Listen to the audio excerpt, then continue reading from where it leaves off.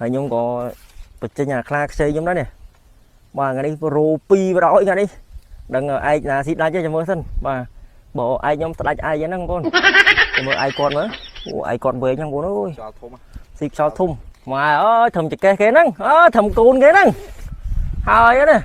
អូដាក់ចឹងមិនដឹងឃើញទេចាំមើលរបស់គាត់មើលបងប្អូនអើយឡើងទៅដឹងមិនទេថ្ងៃនេះបាទខ្យល់រៀងល្អដែរអញ្ចឹងឥឡូវពួកយើងរៀបចំបោះសិនហើយជាបោះរបស់គាត់មុនឥឡូវគាត់លាកកតុយរបស់គាត់ហើយមួយថ្ងៃនេះឡើង2ម៉ោងបងប្អូន2ម៉ោងខ្ញុំថាខ្លៃរបស់ខ្ញុំរៀងធំបងប្អូនអើយដល់យកមកដាក់ចិត្តគេមិនដឹងបាទត្រឹមកូនរបស់គេត្រឹមអាកូននេះរបស់គេទូចមែនតើមើលដល់យកដាក់ធំទៅម៉ែអូយអានោះឯងវិញចាំមើលបងប្អូនណារោមួយយូរប៉ុន្តែចាំមើលថាណាគេស៊ីដាច់ឯងនេះបាទព្រោះដោយសារឯងខ្ញុំក៏ស្ដាច់ឯងដែរបងប្អូនឥឡូវគាត់អ្នកកាន់ខ្ញុំអ្នករត់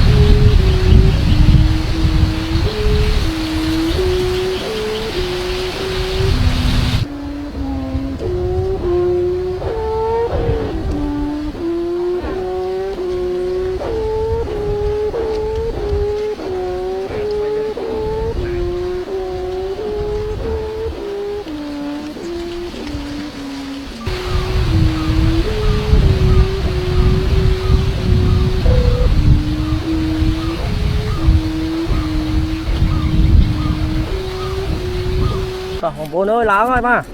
ថៃដល់แล้วហ្នឹង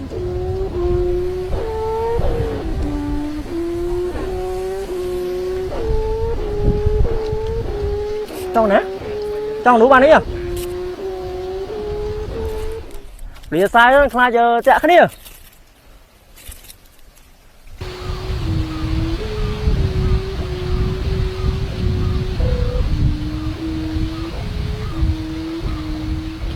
តោះចឹងបងប្អូនឥឡូវទៅមើលបិសាច់លើអាកាសទាំងអស់គ្នាបិសាច់លើអាកាសជីវិចលទៅមើលអាបិសាច់លើអាកាសធម្មជាតិ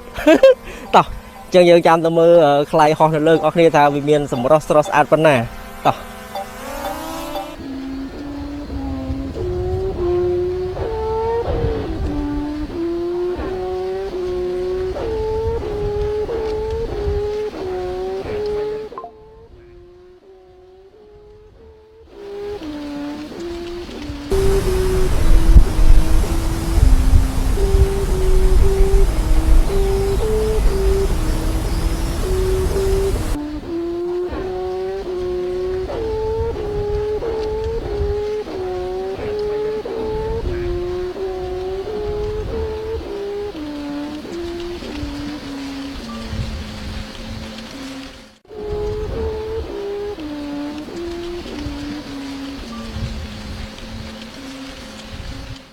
តោះបងប្អូនអើយថ្ងៃនេះបាទបោះខ្លែងដល់ល្ងាច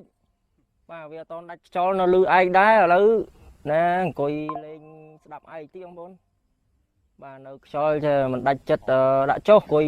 កណ្ដោអារម្មណ៍ស្ដាប់ឯងលេងហ្នឹងបងប្អូនអើយមានអីនេះ